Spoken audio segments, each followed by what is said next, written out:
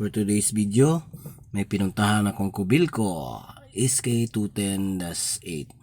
So ang trouble nito mga boss, sabi ng operator, may swing brake disengage na lumalabas sa kanyang cluster gauge. So puntahan natin po, sabayan niyo ako. So yan po, on lang po natin yung susi, tapos tingnan natin sa cluster gauge.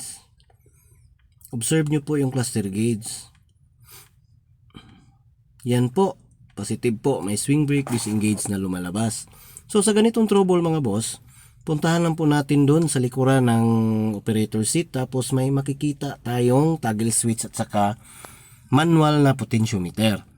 So sa toggle switch po, i-position lang po natin siya sa normal, kasi po pag na-release po yan, lalabas yung swing brake disengage. So yan lang po, sana po may natutunan kayo. And please don't forget to like, share, and subscribe to my channel para po updated kayo sa ating mga videos. Salamat!